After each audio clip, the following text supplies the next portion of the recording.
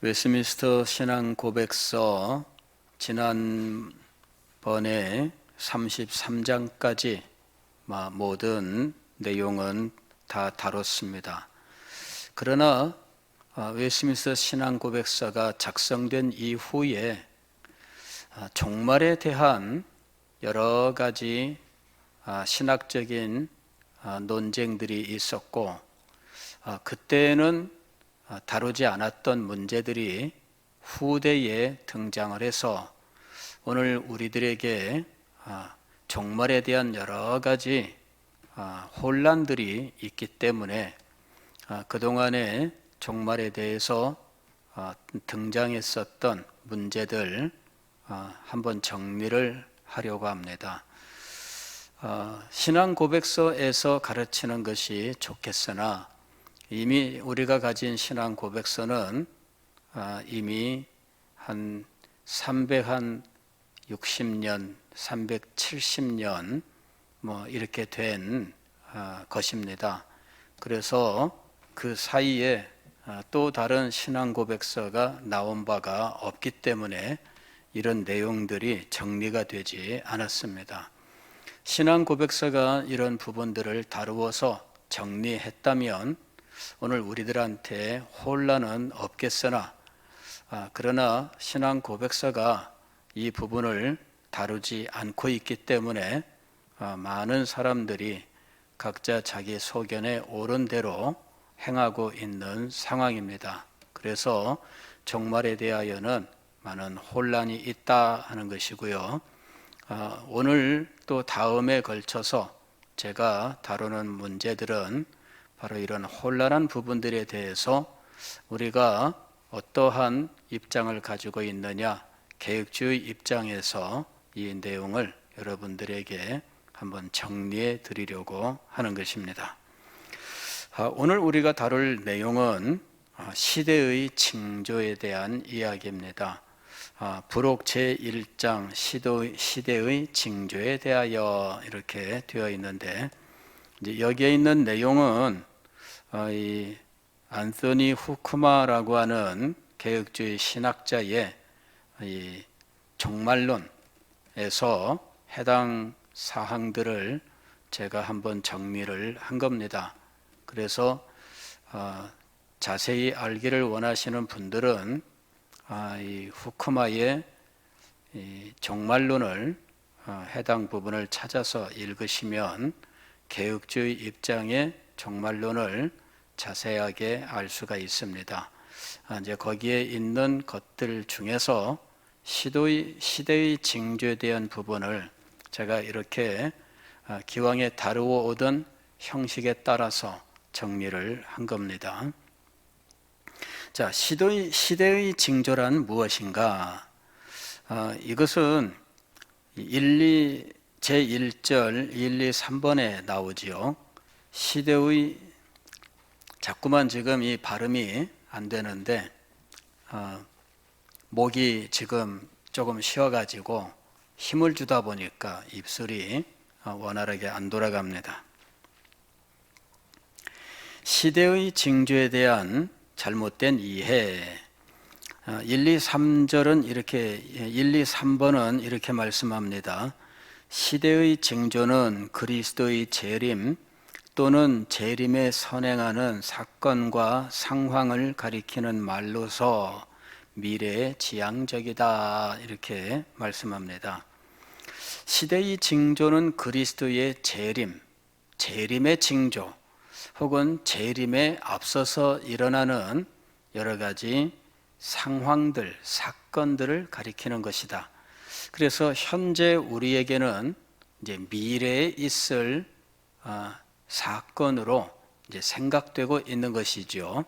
그러나 최근에는 미래에 있는 사건이 아니라 현재 우리 주변에서 일어나고 있다, 이렇게 이야기하면서 예수님의 재림이 가까웠다, 이렇게 말하는 경향들이 많이 있습니다. 그러나 아직도 우리는 예수님의 재림의 때가 언제인지 모르고 재림의 때가 임박하면 이런 여러 가지 현상들이 있을 것이다, 이렇게 이야기를 하고 있습니다. 그래서 미래 지향적이다, 이렇게 말하고 있는 것이죠. 자, 예수님께서도 바로 이런 부분에 대하여 가르치셨어요. 우리가 읽은 말씀이 바로 이제 이런 교훈입니다. 예수께서 감람산 위에 앉으셨을 때에 제자들이 조용히 와서 이르되 우리에게 이르소서 어느 때에 이런 일이 있겠사오며 또 주의 임하심과 세상 끝에는 무슨 징조가 있사오리까. 여기 지금 세 가지 일이 나와요. 이런 일이라고 하는 것이 있어요.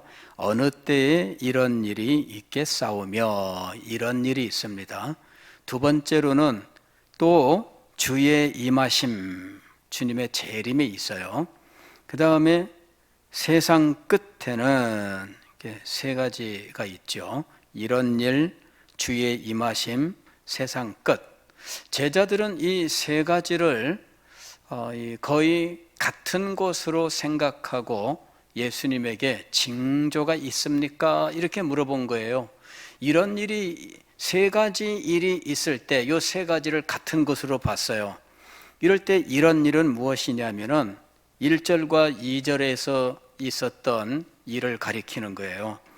예수님께서 성전에서 나와서 가실 때에 제자들이 성전 건물들을 가리켜 보이려고 나오니 대답하여 이르시되 너희가 이 모든 것을 보지 못하느냐?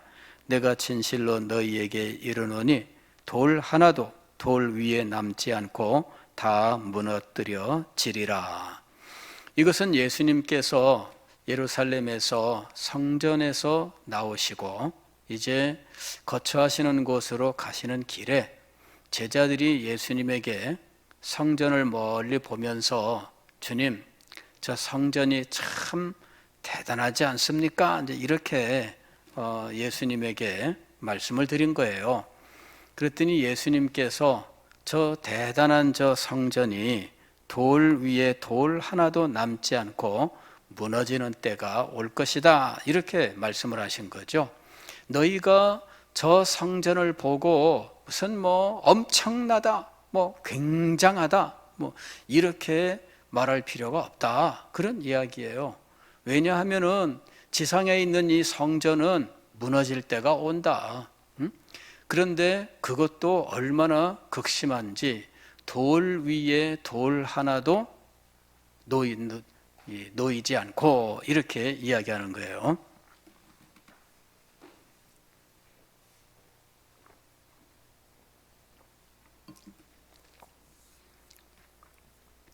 돌 위에 돌 하나도라고 하는 건 뭐냐면요, 우리 교회 건물 생각하시면 돼요.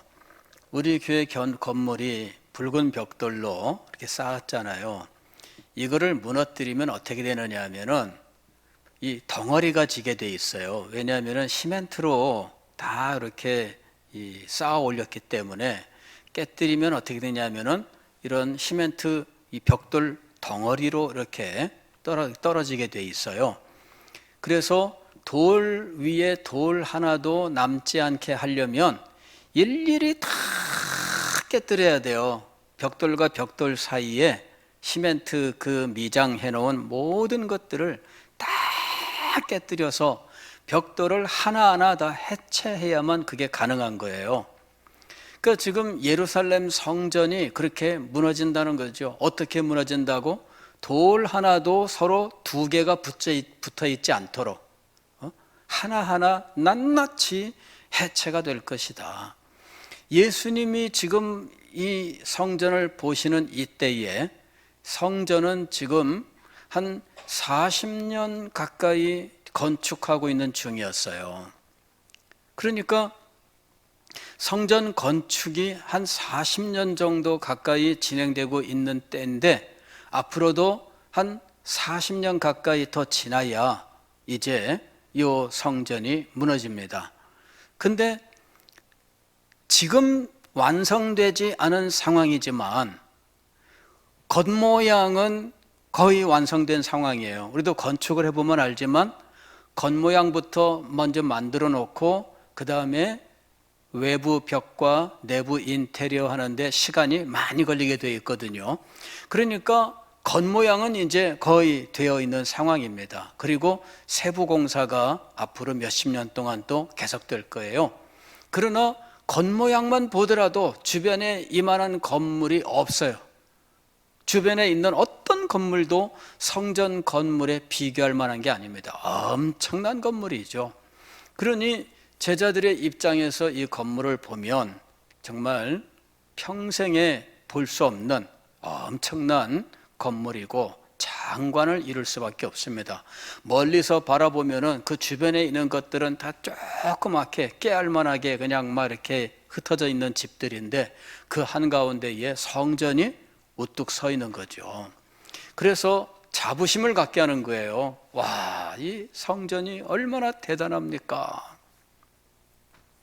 근데 예수님은 그 성전 보고 대단하다 감탄할 것이 아니다. 왜냐하면은 성전은 무너진다 이거죠.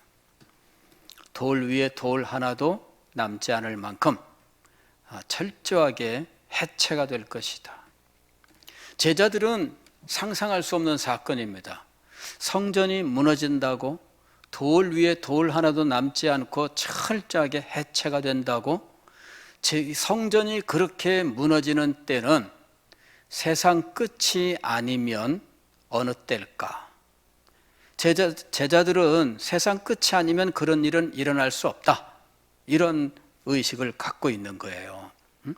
세상 끝이어야만 그런 일이 일어난다. 그래서 이렇게 말한 거예요. 이런 일이 어느 때에 이런 일이 있겠사오며 또 주님의 임하심과 세상 끝에는 무슨 징조가 있사오리까? 그러니까 종말에 대해서 제자들은 성전이 무너지는 것이 종말이다, 주님의 오심, 구약에서 예언한 하나님의 오심, 이 오심이 종말이다, 그리고 이것이 바로 세상 끝이다, 이런 세계관을 가지고 있는 거예요. 근데 예수님께서는 그것에 대해서 가타부타 이런저런 말씀하지 않으시고 이제 징조에 대해서 말씀을 하셨던 거죠. 4절 이하에 보게 되면 예수께서 대답하여 이르시되 너희가 사람의 미혹을 받지 않도록 주의하라. 세상 끝에 대하여는 사람의 미혹이 있다, 이런 말씀입니다.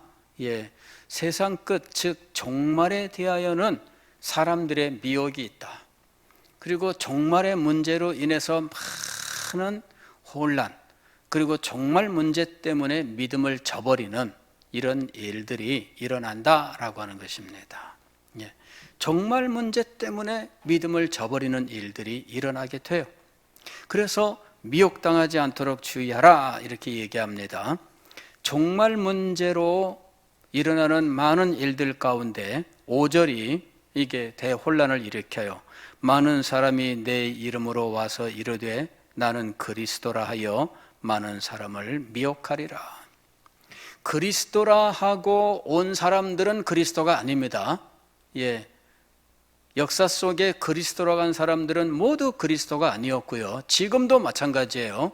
지금도 그리스도라고 하는 사람들은 모두 그리스도가 아닙니다. 왜냐하면 그리스도의 재림의 모습은 누가 와서 그리스도라 이런 모습으로 오시는 것이 아니에요. 예수님의 오시는 모습은 그냥 인간들 가운데 엄마 아버지가 있어서 출생한 사람들 가운데 오시는 게 아니에요. 그것은 초림 예수 때만 그렇게 오시는 거예요. 재림 예수는 그렇게 오시지 않습니다. 재림 예수는 이미 사도행전 1장에서 예수님이 승천하실 때 천사가 제자들에게 한 말씀처럼 오셔요. 너희가 본 그대로 오시리라 해요. 제자들이 무엇을 보았습니까? 예수님께서 제자들 가운데 계셨다가 공중으로 올라가셨는데 구름 가운데로 들어가셨어요. 예수님이 그렇게 오시는 거예요. 그런데 그렇게 오실 때에 각 사람이 예수님의 오시는 것을 볼 것이다 라고 하는 것이죠. 이것이 예수님의 오실 때의 모습이에요. 즉 구름 가운데로 오신다는 말은 하늘로부터 오신다는 것이고요. 그리고 모든 사람이 예수님이 오시는 것을 알 수 있어요. 자, 지금 우리는 지구 전체로 보게 되면 시차가 있습니다. 예, 그래서 우리는 지금 현재 8시 이때 지금 이 자리에 있어요. 그러나 세계 지구 전체로 보게 되면은 이것을 우리는 24등분을 해가지고 이 하루를 24시간으로 해서 지구 전체도 24시간으로 나눠 놓았어요. 그래서 지금 지구 반대편 쪽에서는 아침 8시가 되는 거죠. 동시간이 아니에요. 그러나 예수님의 오심은 어떻다고요? 예수님의 오심은 모든 사람에게 동시에 오시는 거예요. 예수님이 지구에 재림을 하셨는데 다시 오셔가지고 내가 왔다 이거 알리기 동안 30년, 50년 세월이 걸리는 게 아니에요. 예수님께서 지금 지상에 누가 재림 예수라고 하는데 이 사람이 내가 재림 예수다, 내가 다시 왔다 이렇게 알리는데 대한민국 전체 알리는 데만도 얼마나 많은 시간이 걸리는지 몰라요. 자기를 재림 예수를 믿는 사람들을 모아야죠. 그 사람들을 훈련시켜야죠. 그 사람들이 나가서 이 사람이 재림 예수다 알려야죠. 어느 세월에 전 세계 모든 사람들에게 알리겠어요?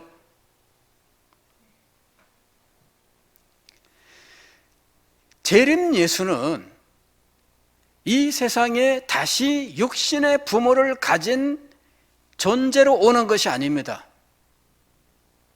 그리고 내가 재림 예수다 알리기 시작을 해서 전 세계 모든 사람이 알기까지 수십 년이 걸리는 방식으로 오시는 게 아니에요. 여러분 이걸 알아야 됩니다. 그래서 지상에서 재림 예수라고 말하는 사람은 100% 거짓말이에요. 예수님의 오심은 그렇게 오시는 것이 아니에요. 이 사실을 몰라서 사람들이 미혹당하는 거예요. 지금 여기 보게 되면은 내 이름으로 와서 이르되 나는 그리스도라여 많은 사람을 미혹하리라. 또 여기 있다 저기 있다. 재림 예수가 여기 있다 저기 있다. 그런 거 아닙니다. 재림 예수는 공간의 제한을 받아서 여기 계시면 저기에는 안 계시고 저기에 계시면 여기에 안 계시고 그런 분이 아니에요. 그래서 오늘 우리는 재림 예수가 육신을 입고 그 다음에 부모가 있고 형제 자매가 있는데 자기가 어떤 특별한 일이 되어가지고 재림 예수가 되었다라고 말한다면 그건 100% 거짓말이다 라고 하는 걸 알아야 됩니다. 주변에 지금 재림 예수로 행세하는 존재가 있습니다. 그가 재림 예수가 아닌 이유는 그가 와서 수십 년 동안 이런저런 단체를 만들고 별짓을 다 했는데도 불구하고 수십 년 동안의 세계 만민 가운데 누가 재림 예수를 알아요? 재림 예수는 그렇게 오지 않아요. 재림 예수가 오시면 세계 만민이 일시에 그를 대면하게 될 것입니다. 어디서 대면할까요? 지상에서는 24시간으로 그 장소마다 다 시간적으로 동시간이 될 수가 없어요. 동시에 예수님을 만나는 것은 공중에서 주님을 만나게 되는 거죠. 새로운 장소에서 주님을 만나는 거예요. 그래서 재림 예수는 지상에 와서 지상에서 이 사람 저 사람 만나가면서 나 재림 예수야, 나 재림 예수야 이런 방식으로 재림하시지 않습니다.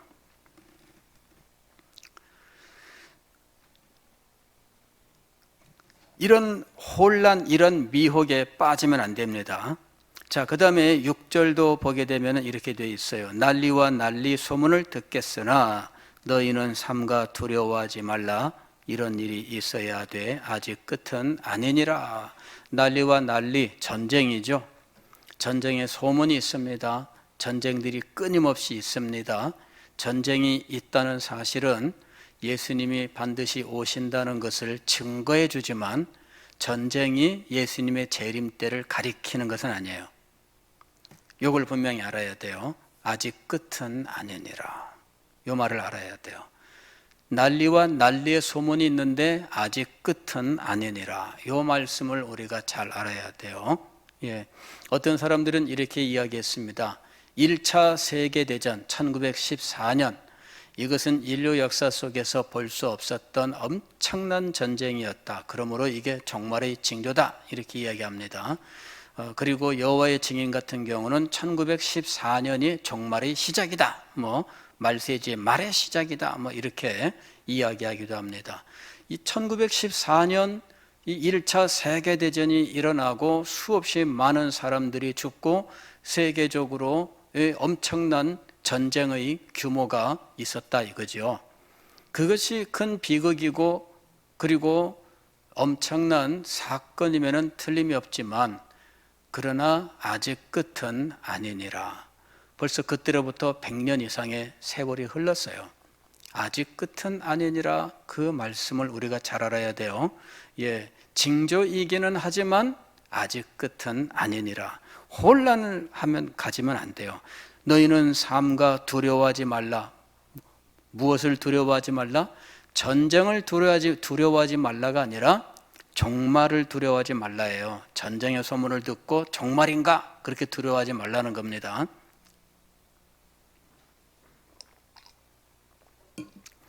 그 다음에 보세요. 7절 민족이 민족을 나라가 나라를 대적하여 일어나겠고 곳곳에 기근과 지진이 있으리니 이 모든 것은 재난의 시작이니라. 아직 끝은 아니니라. 그 말입니다. 그렇죠? 아직 끝은 아니니라. 그때 사람들이 너희를 환난에 넘겨주겠으며 너희를 죽이리니 너희가 내 이름 때문에 모든 민족에게 미움을 받으리라. 이거 환난이죠.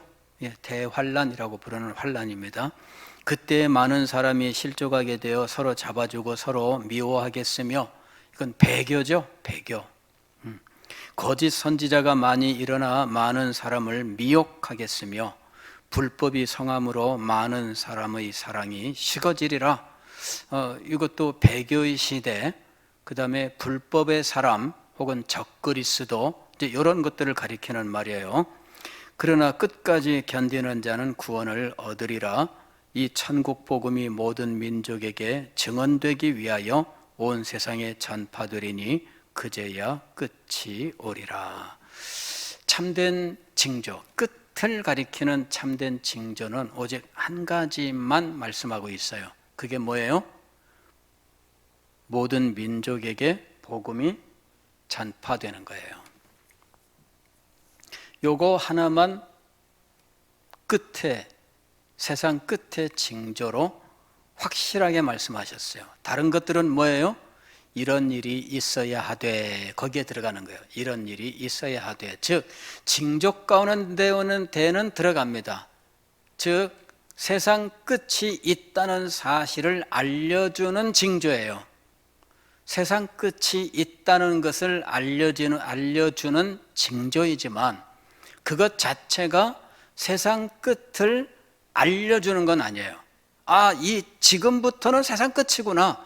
그걸 알려주는 게 아니에요. 세상 끝은 반드시 있다. 이걸 알려주는 거예요. 그래서 우리가 징조에 대하여 분명히 알아야 할 것은 징조가 세상 끝을 알려준다라든지 징조 가운데에서 규모가 크다든지 혹은 정도가 아주 대단하다든지 그렇게 되면은 세상 끝인가 보다 이런 식으로 생각한다든지 혹은 이런 징조들을 어떤 순서대로 쭉 늘어놓고 자 이제부터 시간표가 지금 진행되는 거야. 요거 있었지 요거 있었지 요거 있었지 그러니까 세상 끝이야. 이런 식으로 시간표처럼 사용해서는 안 된다라는 것입니다. 이것이 제1절의 내용이에요. 자, 한번 보겠습니다. 4번부터 보면은 이렇게 되어 있죠. 그러나 시대의 징조들을 전적으로 세상 끝날만을 가리키는 것으로 본다든지 비정상적인 극적인 혹은 큰 재앙의 사건들만을 가리키는 것으로 본다든지 또는 재림의 정확한 때를 계수하는 방법이나 미래의 시간표로 생각해서는 안 된다라는 것입니다. 사건이 굉장히 크다. 그러니까 이거는 특별한 사건이고 특별한 징조를 나타내는 것이다. 그래서 이것은 지금부터 바로 세상 끝이 온다는 징조다. 그렇게 해석하면 안 된다는 거예요. 가령 평소에 우리는 바다에서 쓰나미 같은 것들을 우리는 참 몰랐어요. 사실은 몰랐는데 2001년인가요? 2002년인가요? 하여튼 2001년인가 연말에 이 인도네시아 쪽에서 발생한 이 쓰나미 이거 있었어요. 그래가지고 그때 엄청나게 많은 사람들이 죽었고 그 바람에 우리는 쓰나미라고 하는 것을 알았어요. 그 지질학과라든지 이런 어떤 학과를 전공한 사람들 외에 쓰나미를 알고 있는 사람이 많지 않았어요. 그랬는데 그 일로 말미암아 우리는 이 쓰나미라고 하는 것이 실상은 많이 있었다는 걸 알 수 있었습니다. 역사 속에 많이 있었고요. 예. 그 다음에 2011년에는 여기 가까운 일본에서 도쿄만 그쪽에서 이 쓰나미가 덮쳐가지고 지금도 거기에 원자력 발전소가 있었는데 그 발전소 거기서 방사능이 유출되어 가지고 지금도 거기는 굉장히 그 방사능 때문에 오염이 있고 지금 난리잖아요. 예. 우리나라에서는 심지어 그 바다에서 이렇게 오염된 것들이 와가지고 우리나라 바다도 안전하지 못하다 이런 그 얘기하는 분들도 있고 그 다음에 그 도시 이름은 지금 갑자기 제가 생각이 안 납니다만은 거기에서 나오는 수산물, 거기서 나오는 이 쌀 이런 것들 우리나라에서 수입하려고 하니까 수입 반대 이래 가지고 수입 못하고 근데 거기에 가까운 지역에 이 수산물들이 수입이 되고 있어요. 우리나라에. 굉장히 무섭죠. 이 쓰나미가 덮쳐서 이 2011년 쓰나미는 지금도 인터넷에서 얼마든지 찾아볼 수 있어요. 그냥 평화로운 이 시골 이 어촌인데 이 조용한 이곳이 갑자기 바다 쪽에서부터 바닷물이 이렇게 쫙 밀려와요. 그러더니 점점 이 바닷물이 높아지는데요. 3층 건물까지도 다 바다에 잠겨. 굉장히 무섭습니다, 여러분. 그래서 이 사람들이 미리 이 경보가 옵니다. 쓰나미 경보하게 되면은 이 사람들이 산으로 높은 곳으로 다 도피를 하는데 이 인도네시아 쪽에서는 그럴 새가 없이 덮쳐서 정말 많은 피해가 있었어요. 그러면 정말일까요? 우리는 이제 그리 생각하기가 쉬워요. 많은 사람들이 그리 생각합니다. 어디서 지진 났다 그러면 정말 얘기만 하는 거예요. 맞습니다. 세상 끝날이 반드시 있다는 사실, 하나님이 심판하시는 날이 있다는 사실을 알려주는 증거예요. 그러나 그 사건 자체가 바로 이제 몇 시간 후에 세상 끝이다, 며칠 후에 세상 끝이다, 그런 증거는 아니라는 거예요. 우리가 이걸 알아야 돼요. 규모가 크면은 며칠 후에 세상 종말인가? 그렇지 않습니다. 이런 사실을 우리가 냉정하게 알아야 된다라는 사실입니다. 자, 시대의 징조에 대한 자세, 이게 제2절입니다. 시대의 징조는 기본적으로 미래를 가리키는 것이지만 무엇보다도 하나님께서 과거에 행하셨던 일들과 지금 우리 가운데서 행하시는 일들 속에 나타나 있다. 과거에 하나님이 행하신 일들, 지진만 해도 전 세계에서 일어난 지진들이 얼마나 많은지 몰라요. 이제부터 나타나는 징조는 세상 끝의 징조다? 그렇게 말할 수 없어요. 과거의 지진 기록이 얼마나 많은지 몰라. 우리나라만 해도 지진 기록이 굉장히 많이 남아 있습니다. 예. 그러니까 우리가 생각하는 이런 징조들은 실상은 과거에서부터 지금까지 계속되고 있는 거예요. 과거에서부터 지금까지. 전쟁, 인류 역사 속의 전쟁의 기록들, 사건들 지금까지 얼마나 많았어요. 지금 있는 전쟁만 세상 끝을 가리키는 전쟁일까요? 아니잖아요. 전쟁이 인류 역사 속에 얼마나 많았어요. 어떤 학자가 계산을 했는데 지구 전체적으로 볼 때 지구 전체에 전쟁이 없었던 시기는 한 6년밖에 안 된대요. 나머지는 어디선가는 전쟁이 있었던 거예요. 어디선가는. 지구 전체적으로. 그러니까 지구 전체적으로는 전쟁은 그냥 우리가 숨 쉬는 것처럼 일상적이었다. 그렇게 말할 수 있을 만큼 있었어요. 근데 하필이면 왜 지금 있는 전쟁만 종말을 가리키는 것일까요? 그래 말할 수 없는 거예요. 무슨 말씀인지 이해가 되죠? 왜 지금 있는 전쟁만 세상 끝을 가리키는 징조가 되고 왜 지금 있는 지진만 세상 끝을 가리키는 징조가 되느냐고요. 이해가 안 되는 거예요. 그래서 여러분은 어디서 전쟁이 났다 그러니까 종말이다 그 말을 믿으면 안 돼요. 어디서 지진이 있었다 그러니까 종말이다 그렇게 믿으면 안 돼요. 계속해서 보시면은 기근의 문제도 있잖아요. 기근, 이거는 뭐 흉년이죠. 기근이라는 거는 흉년인데 사실 우리나라는 제 어릴 때만 해도 흉년이 있었어요. 60년대 흉년이 있었어요. 저는 그때는 기억이 잘 안 나지만 어른들이 뭐라고 말씀하시는 기억이 단편적으로 있는데 그때 쌀을 사왔는데 거기에 그 피 같은 것들도 그냥 섞여 있고 그렇게 해서 대박을 이렇게 준 거예요. 그러니까 쌀만 가지고 한 게 아니라 그래 얼마나 이 흉년이 들었으면은 쌀 100%로 팔지 않고 이 잡스러운 것들이 섞인 거를 그냥 한꺼번에 팔았다는 거죠.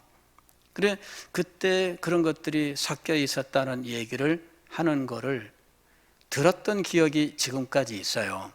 그 어린 시절이지만은 기근이 있었어요. 흉년이 들고 그렇게 되면은 뭐 전국적으로 쌀 생산량이 뚝 떨어지니까 그 다음 해에 뭐 이 쌀에다가 뭐 보리 섞어 먹고 뭐 섞어 먹고 하면서 정말 그 보릿고개 뭐 이런 것들 뭐 심각했잖아요. 지금도 아프리카에 가면은 기근이 있어요. 사하라 사막이 확장되고 있다 그러잖아요. 점점 남쪽으로 이게 확장돼 가고 있는데 사람 살던 곳이 사막으로 변하면서 난민들이 생기고 이 사람들이 자기들의 고향을 떠나서 무조건 막 오는데 이 사람들이 살 터전이 없어요. 난민 수용소에 이 사람들을 수용하고 살 곳을 마련해 줘야 되는데 그 사막은 확장되고 이 사람들 살 곳을 마련해 줄 수가 없어요. 기근이 지금 현재 진행형으로 진행되고 있습니다. 예. 그러면 종말일까요? 아닙니다, 여러분. 예. 우리가 이걸 잘 알아야 돼요. 징조는 하나님의 심판과 세상 끝이 있다는 사실을 우리에게 증거해 주지만 그 사건 자체는 종말을 그 때를 바로 가르쳐 주고 있는 것은 아니다라는 거예요. 다시 한번 읽습니다. 1번부터 시대의 징조는 기본적으로 미래를 가리키는 것이지만 무엇보다도 하나님께서 과거에 행하셨던 일들과 지금 우리 가운데서 행하시는 일들 속에 나타나 있다. 그러므로 우리는 일상생활 속에서 분별하는 자세를 가져야 한다. 시대를 분별하라, 때를 분별하라 하는 거예요. 제가 역사 이야기를 많이 드리는데 역사를 분별하고 라고 하는 것이 바로 이런 종말론적인 자세입니다. 5번, 시대의 징조는 그리스도의 재림이 분명히 일어날 일임을 확증하며 역사 전체를 통해 하나님의 왕국과 악의 세력 사이의 끝없는 분쟁과 대립을 증거한다. 그러므로 시대의 징조들은 우리에게 결단을 촉구하며 계속적으로 깨어 경성할 것을 요구한다. 그러니까 우리로 하여금 깨어 경성하고, 그래서 늘 우리가 믿음의 분명한 선을 가지고 결단하여 살아가도록 하는 것이 이 징조들의 목적입니다. 자, 그러면 징조들은 어떤 것들이 있느냐? 제3절 특별한 시대의 징조들. 시대의 징조들에는 하나님의 은총을 증거하는 징조들과 하나님께 반역하는 징조들과 하나님의 심판을 가리키는 징조들이 있다. 이제 세 가지 종류의 징조가 있다는 거예요. 4번, 하나님의 은총을 증거하는 징조들은 모든 민족에게 복음이 전파되어 이방인들의 충만한 숫자가 구원을 얻으며 또한 온 이스라엘이 구원을 얻게 되는 것이다. 즉 모든 인류 가운데에 믿는 자들이 구원을 얻는 거예요. 무슨 말씀이냐면은 이방인들의 충만한 숫자, 하나님이 정하신 숫자가 있어요. 이 숫자가 다 차면, 그리고 유대인들도 정해진 숫자가 있어요. 이게 선택자의 숫자입니다. 그것이 여기서는 온 이스라엘이라는 말로 표현되어 있어요. 그래서 이방인들도 하나님이 선택하신 자들 모두, 이방인 유대인들도 하나님이 선택하신 자들 모두 구원을 얻게 돼요. 복음이 땅끝까지 전파되는 그때에 이 일이 완성돼요. 그리고 그제서야 끝이 오게 되는 거예요. 그래서 이것이 바로 주님이 말씀하신 확실한 종말의 징조입니다. 자, 그 다음에 하나님께 반역하는 징조들이 있죠. 이거는 8번입니다. 하나님께 반역하는 징조들은 대환란과 배교와 적그리스도의 나타남입니다. 그 다음에 9번은 하나님의 심판을 가리키는 징조예요. 전쟁과 지진과 기근입니다. 하나님의 심판을 가리키는 징조는 이런 것들이 있었어요. 과거에는 물 심판 해가지고 물이 징조였어요. 노아 때. 그러나 물은 더 이상 심판의 징조가 되지 않습니다. 왜냐하면 하나님이 노아 홍수 이후에 노아에게 약속하셨어요.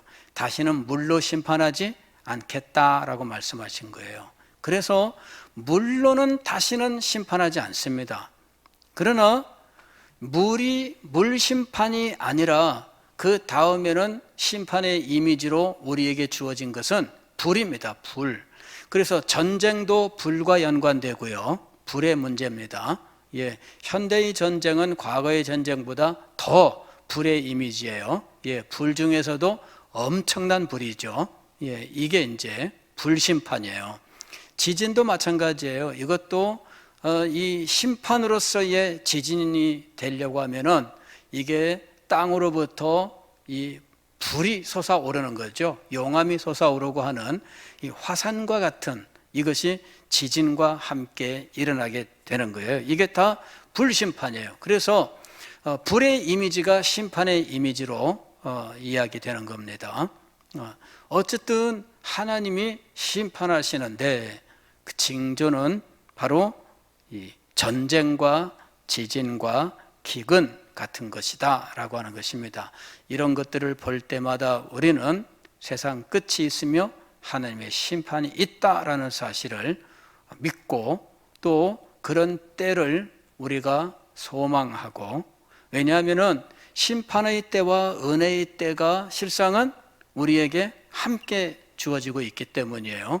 세상 끝이 어떤 사람들에게는 심판으로서 두려움의 때이지만은 우리에게는 은혜가 충만하게 넘쳐나는 사건이거든요.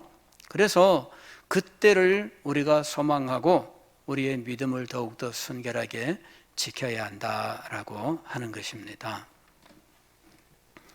오늘은 징조에 대해서 어떻게 볼 것이냐 하는 문제들을 말씀을 드렸고요.